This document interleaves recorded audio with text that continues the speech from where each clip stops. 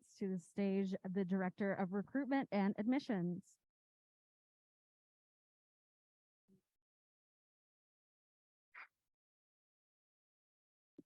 Good afternoon, everyone. This is the student session for new student orientation. It's a supplement to the required online orientation you did. If there are any parents or family members in the room, there is a family session happening in room 105 down the hall if you wanted to attend that session, which is running concurrently with this one. All right, welcome to our new students. Thank you for joining us today. I know quite a few of you are joining us virtually, as well as those of you who are here in person.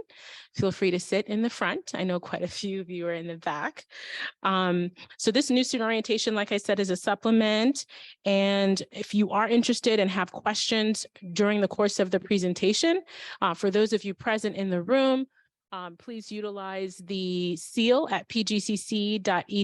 email address for any questions that you have throughout the presentations today. So utilize that email address. And for those of you that are joining us in Zoom virtually, there should be a Q&A pod where you can insert your questions. All right, so throughout today's presentation, there'll be information that's very important for all of you. So please stay off your phones and be attentive to the information that's being shared by the various presenters. We also want you to participate in the challenge, students. If you noticed, Hootie, our owl, our school mascot, is on the slide in front of you. And throughout the presentation, he'll pop up on different slides. So please keep track of how many times you see him. At the end of the convocation ceremony, there'll be an evaluation. Once you complete that, there'll be a question asking you how many times you saw Hootie. And the first 10 students to respond with the right answer will receive a $25 gift card to the campus bookstore. So please keep track of how many times you see Hootie. And of course, pay attention to the information that's being presented as well. All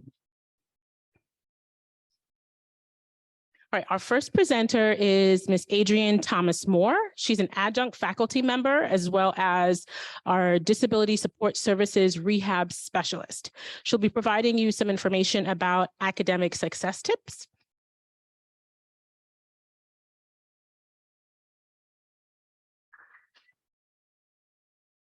Hello, everyone. How are you?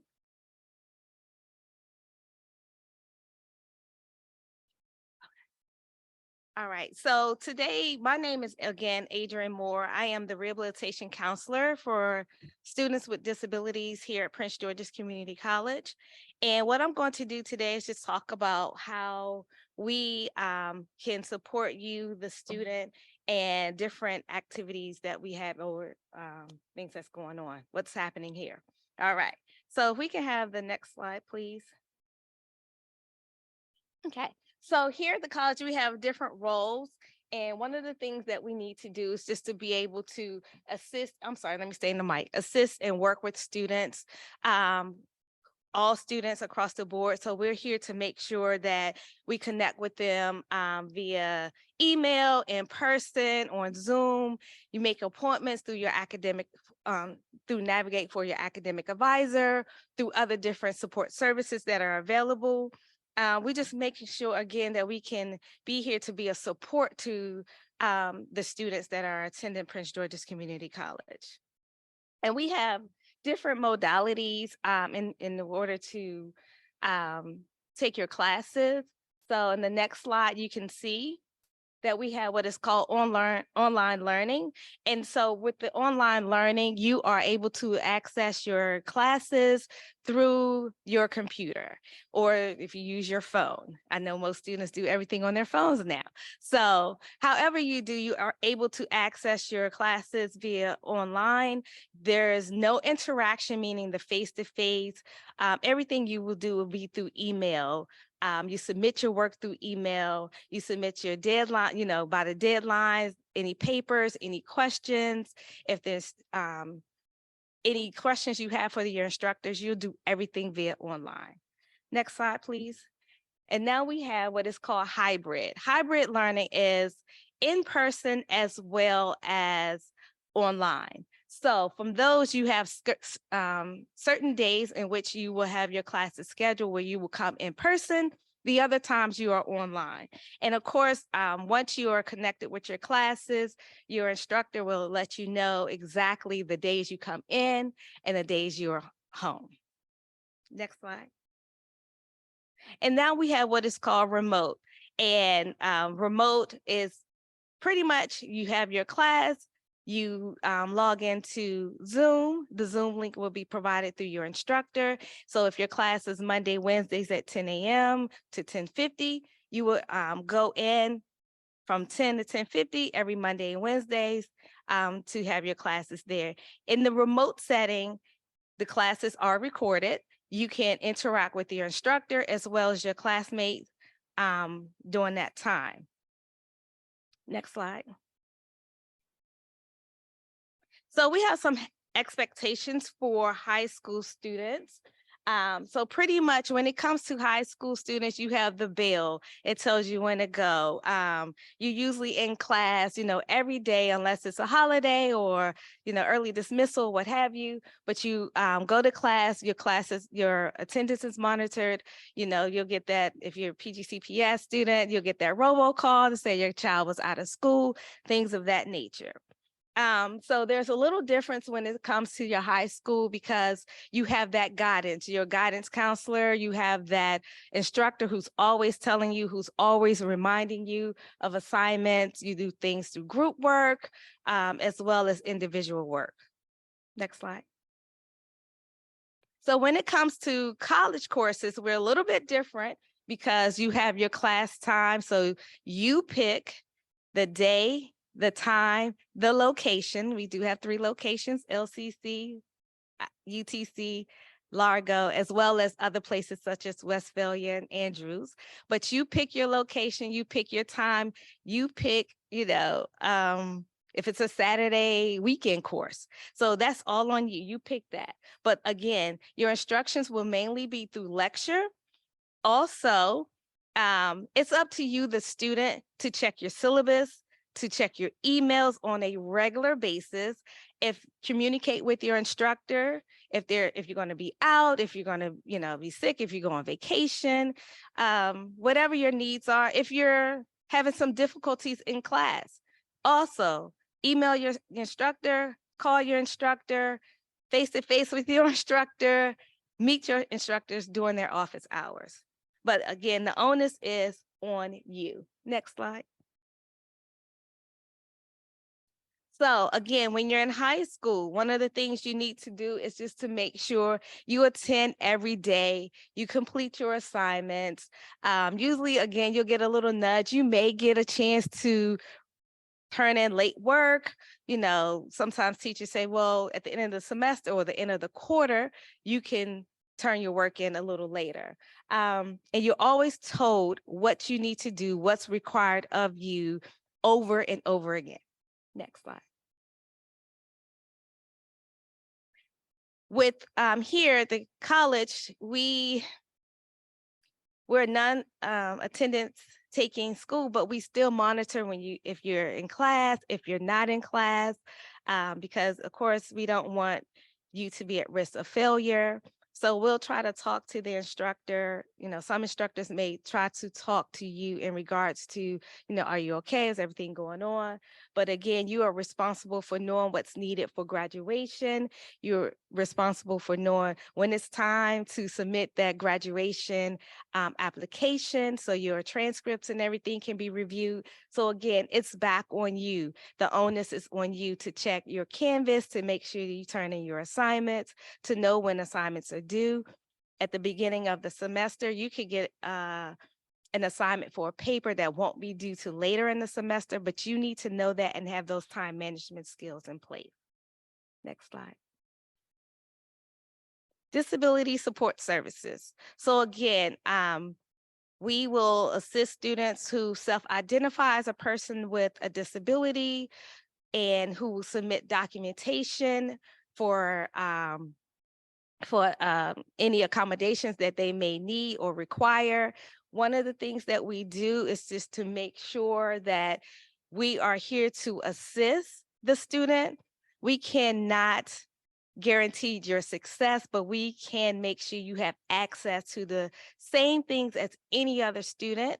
We also may be able to provide you with something such as extra time on your exams, a different location to take your exams, maybe even permission to record your lectures if you're not doing your classes remotely. So those are some of the things that we could be able to assist you with.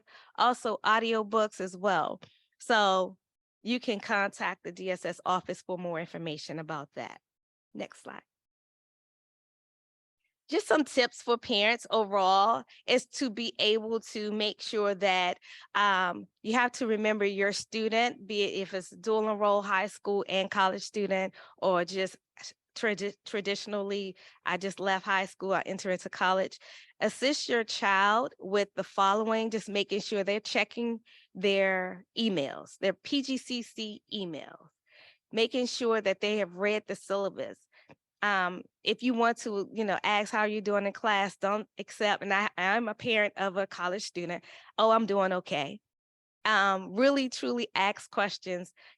You can ask them to see their grades, to check their grades, to know where they are. So encourage them to be involved in their schooling, okay? It can't be you, the parent, who's saying, do this, do this, do that. They must be the one. So encourage them to just stay connected with the college, to make sure they're involved, to at least know what's going on. Ask them, do you know since we're in the spring semester, when spring break? It's all in the academic calendar. It's there for you. And then next slide.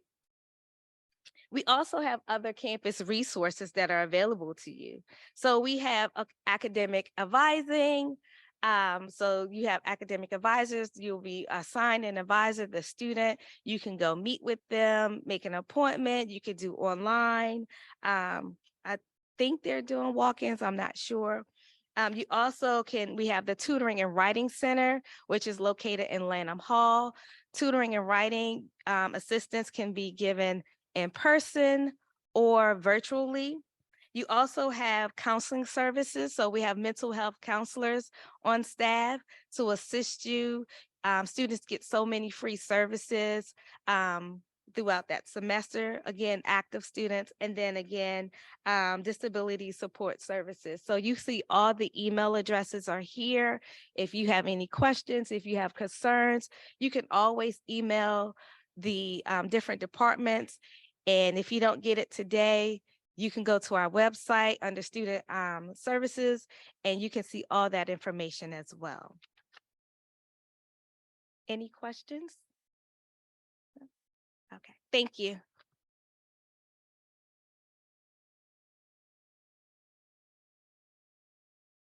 Thank you, Ms. Moore. It was very informative. I hope you guys took notes on the tips that were shared about academic success.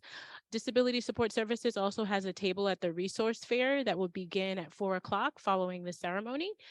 So feel free to pose your questions for those of you in the room at seal@pgcc.edu, the Q&A pod for those of you in Zoom, but they will also be present at the resource fair this afternoon.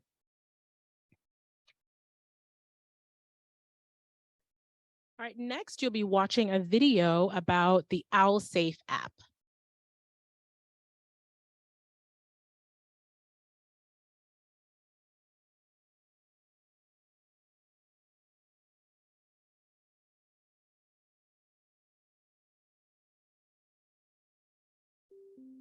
OwlSafe is a new campus safety app for Prince George's Community College.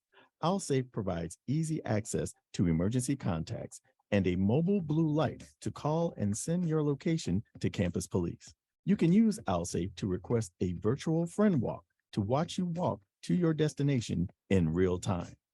You can even use OwlSafe to submit a crime tip.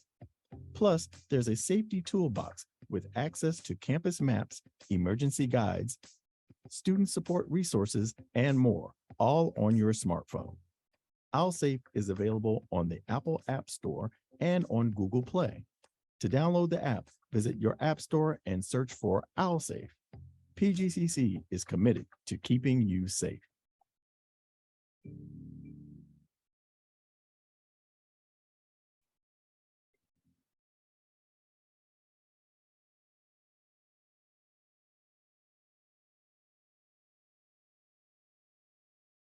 I know I asked you to be attentive and potentially put your phones away, but I encourage you to download the app now so that you don't forget, and sign up for Owl Alert. So you'll be aware of all the announcements that come out via OwlSafe.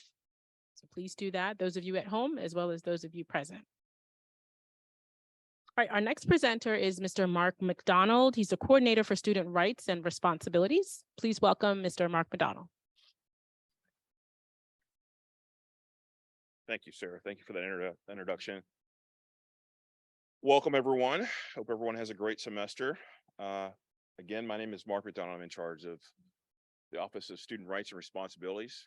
At some schools, if you've been to another school, that may have been the Office of Student Conduct. If you're in high school, came from high school in the US, it's kind of like the vice principal's office, right? But here it's more of an educational office. So I'm gonna go through a few things and tell you what we do and some of the pitfalls that you may run into if you don't understand the rules and regulations here in our community. So first, let's start by talking about what we do. Where am I pointing this at? What do we do? We're in charge of the conduct process. We adjudicate violations of the Student Code of Conduct. We educate students about our civility on campus and community standards. Those are the rules and regulations, and we hold people accountable. So if you're held accountable, what does that mean? It means you're found responsible for violating a policy, or someone in the community alleges that you violated a particular policy. You would have to come to my office in most cases, and we would talk through it. And then I would ensure that you do not do it again, understand the rules and regulations, and then give you some sort of educational opportunity to make your amends and learn from the process. So that's where a little bit different than, high school. You don't really get kicked out for minor things like that. But just like she was talking about the OwlSafe, everything that happens off campus can happen on campus. So we want to make sure that everyone understands the rules and regulations. That way you don't get in trouble. Where to find the Student Code of Conduct? It's important that everyone reads and understands the Student Code of Conduct. Every year there's people that come. It's totally different than high school. We have all sorts of rules about wearing your IDs and how you speak to people and so forth and treat other people. Just yesterday, I gave a presentation about making sure that you have your ID and present your ID for service. And I went back to my office, and there was an argument between a student and another student staff member. And a staff member had come and say, hey, you have to present your ID. And if you don't present your ID, then you have to go. He's like, well, I'm not presenting my ID. So we had to go. But you can find my office website on the main page of the campus, which is the pgcc.edu page. We also have a complaint portal at the very bottom on the right-hand side. So on our campus, if you wish to file a complaint against someone, a staff or faculty member, that you feel that they've done something wrong to you, or a faculty member or staff member has mistreated you, or there's some sort of grade dispute, you can do that. And that you can find that on the front page of the pgcc.edu website. Okay, down on the very bottom right, it's called the Complaint and Insert Portal. So what do we see on campus? Again, we see everything that happens off campus, it comes on campus. And we see a lot of minor things that happen because people don't read the rules or they don't respect the rules, okay? So what this little exercise is designed to do is talk about the 8 things that we see all the time. We see academic integrity policy violations, which we'll talk about here again in a second. We see testing center policy violations, character issues, character violations, people being noisy, causing disruptions, marijuana, right? Marijuana is legal in DC. I think it's going to be legal here in July 1st. However, in all public schools in the United States, public colleges and universities, it is still against the rules, right? So you can't be under the influence. You can't be walking around like a zombie. You can't be smelling like marijuana. Someone can ask you to leave. We're not the police, but if you are under the influence and it gets a little iffy and you're not respecting, then they would call the police or call my office, and then you would, have to do something. The library has another set of rules, just like the testing center has another set of rules. And as soon as you come in, those rules are planted everywhere. And if you don't follow those rules, then a librarian or a testing center policy or person would come in and tell you that you can't do this. Let me just pause right there and just say, pretty much everywhere you go on campus, there are cameras. And every time that you do an exam online or turn a paper in online, faculty use computers to authenticate your work. So the most of my job deals with academic integrity issues on this campus, okay? Some of the other issues that we see where they occur are in the classrooms, of course, the cafeteria and an online environment. Some of the things, again, in Bladen Hall, failure to comply. I need to explain this really quick. If a faculty member or staff member tells you to do something in a respectful way and it's reasonable request, you have to do that. Let me say this again. If a faculty member or staff person has a reasonable request for you to do something, you have to do that. If you don't, then that's failure to comply. And we've seen an uptick of that. I haven't really seen it that much at this campus, but returning back to campus when students were off from the pandemic, students don't really read the rules, and you see that. The student union, there's limited space in the student union. People go to the student union in this building as well and other buildings, and they just do things that are against the rules. The rules are posted. Go ahead and read the rules. But in those locations, again, they're posted. If you do those things that are inappropriate, someone will talk to you. If you fail to comply, then you got to come to my office. Inappropriate language. Guys and girls, you can't cuss on campus. So watch your language. Also watch your media. So if you have headphones on, or if you have your cell phone on, you're listening to little somebody, a rapper or whatever, and they're being vulgar, that's against the rules. It's being disrespectful. Probably not going to get written out for that. We want you to be respectful on your own, okay? And again, it's highlighted for failure to comply. Anything I say twice is really important. So there are 3 different types of academic integrity policy violations on our campus. One is cheating. The second is plagiarism. And third is going to be the testing center violations that follows under that area. If you are found responsible for that, we generally will send you or refer you to the testing center or the writing center to get some assistance. That is the bulk of what I see in terms of all the cases on our campus. I would say 97% of the cases are academic dishonesty cases, meaning that students cheat all the time. And I just told you, faculty are watching. Faculty are busy. You can roll the dice like Russian roulette, but at the end of the semester and you turn in your final and you've cheated and you've been cheating all semester, and they give you a 0 for the exam or the 0 for the final and you fail, don't come crying to me. So quickly, for academic dishonesty, all 3 of those policy violations, the first policy violation, you get a warning, which is just a letter and a recommendation to do some things, but you get a 0 for that assignment, whether it's a test, whether it's a quiz or something like that. The second offense is an F for the class, and the third offense, you're probably suspended. This is where you find those incident reports we talked about. Again, anything I say twice is important. The incident report and the student complaint report on all computer devices on our campus that PGC owns, those icons are there. You can click on those and fill out an incident report and a complaint report. So if you see an incident, which means you see someone violating a policy, you can actually fill out that form and it goes to my office. For emergency, of course, you want to use 911 or the ALSAFE app. I need to speak about this really quickly. It's been coming up over the last 10 or 15 years all over America. You can't escape the opioid addiction. If you have issues or you see someone that has issues with opioid on our campus, we do have a wellness center. I'm pretty sure they'll be sending you some information about that as well. But the wellness center does a lot of different things. We have a counselor on campus as well. I'm going to go over a few different statistics. 76,000 of the 100,000 overdoses were opioid related. So again, that happens. We don't really see it on college campuses, but we're required under Maryland law. It's extremely important to talk about. Again, the use of marijuana is up. Those of you that are 18, 19 years old are using marijuana.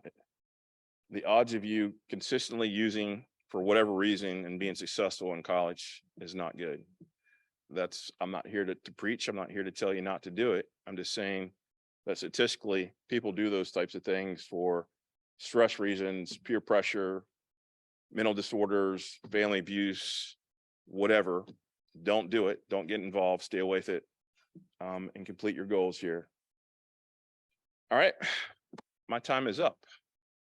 My office is in Bladen Hall. Those of you, I see you have family here. Some of you online, I'm sure you have family. Everyone has a network here. Even if you don't have a member of the family here, the staff here are really friendly. Come and visit us if you have a question. You can also use on the online service to ask a question. But I wish you guys good luck this semester and during your tenure here at PGCC. Have a great semester. Thanks.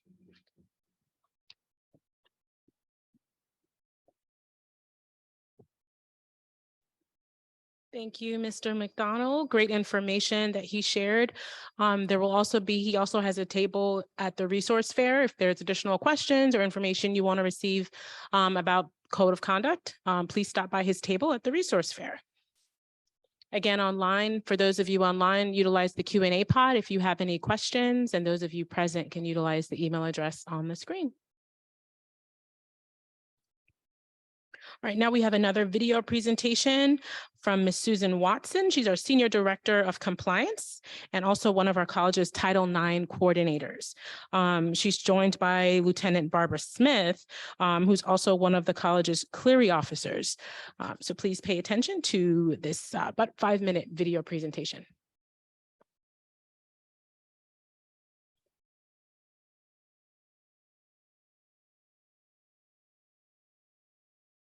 Welcome to the Title IX and Clery Act presentation. My name is Lieutenant Barbara Smith, and I'm with the Department of Public Safety. Today, I am joined with Ms. Susan Watson.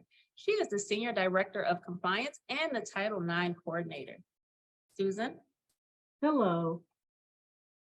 The Title IX of the Education Amendments of 1972 was amended in 2020, and Title IX covers discrimination based on sex. This does not include discrimination based on religion or race or any other types of discrimination, but this is what governs the college's responsibility to ensure that there is no discrimination based on sex within the college's activities and academic programs. Key areas that Title IX covers include sex-based harassment, treatment of pregnant and parenting students, athletics, discipline, several types of topics, including retaliation that is not permitted. The Title IX complaint and grievance process is available on the PGCC website at www.pgcc.edu, search Title IX. And there may be new regulations enacted this spring. It might actually happen, but they wouldn't be put in place until the fall or sometime thereafter. So there may be some changes coming. But for now, sexual harassment is prohibited regardless of whether it involves employees or students and whether or not people are of the same or different genders. And online sexual harassment is also prohibited. Sexual harassment means conduct on the basis of sex that satisfies one or more of the following criteria. Quid pro quo, which means this for that, meaning that no one can say you can join this team if you conduct some sexual favor, you will get this grade if you engage in certain sexual conduct. That is prohibited, as well as certain unwelcome conduct that is considered severe, pervasive, and objectively offensive, or sexual assault, dating violence, domestic violence, or stalking. Pregnant and parenting students are also entitled to accommodations.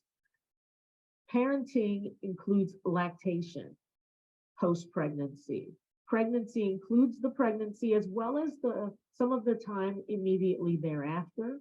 And when a student returns to school, that student should be given accommodations to be able to come back and complete courses and engage in activities.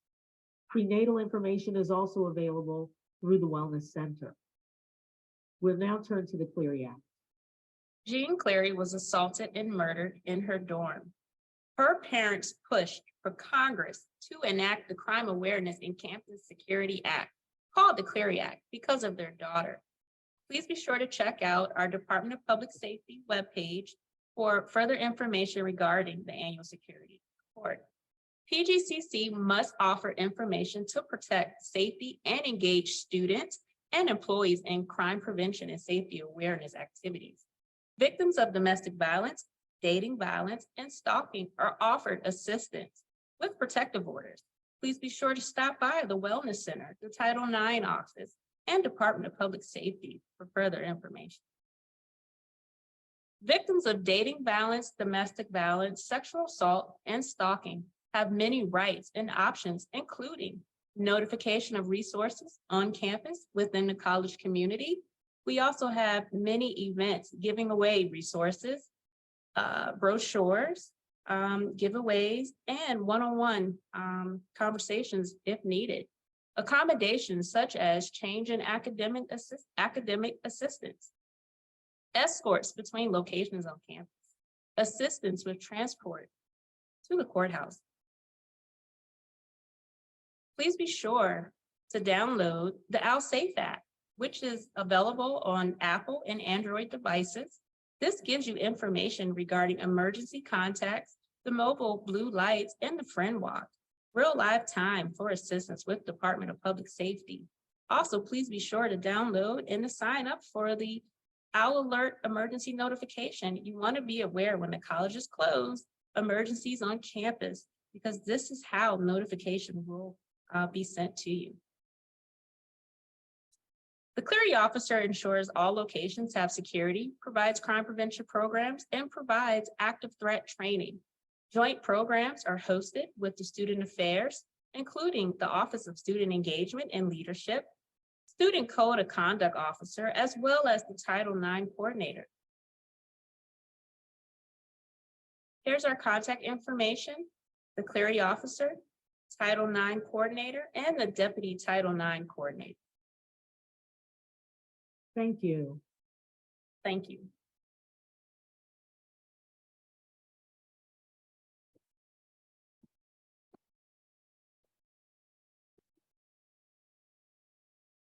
All right, once again, any questions, please email them to seal@pgcc.edu. And those of you on Zoom, utilize the Q&A pod.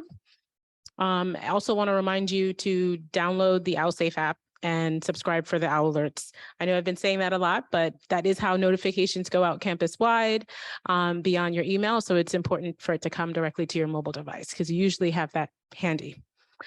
We value your feedback. So following the event, please fill out the evaluation and of course, continue to track Hootie, how many times he shows up, because you want to make sure that you're in the running for the $25 gift card to our bookstore. I believe we may have some additional time before we transition to the convocation ceremony. And so that will begin at 3 o'clock. A few students, I believe, will be joining us to lead us in a warm up or a stretch break prior to us starting the ceremony, but that will begin at 3 o'clock.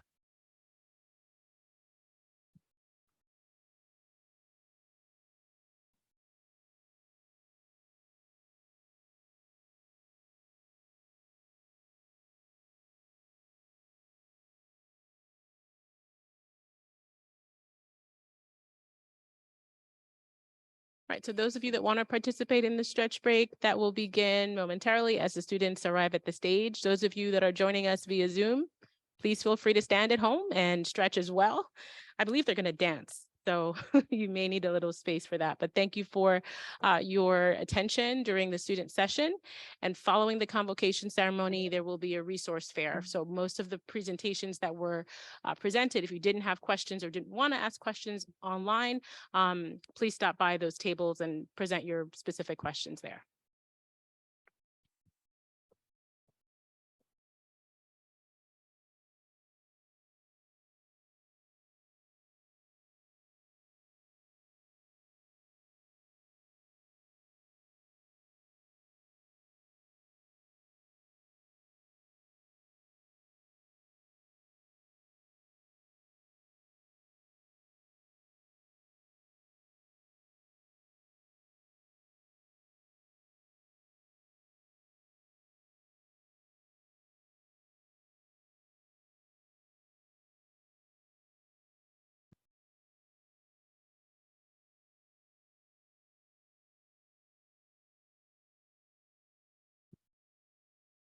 Hello, everybody.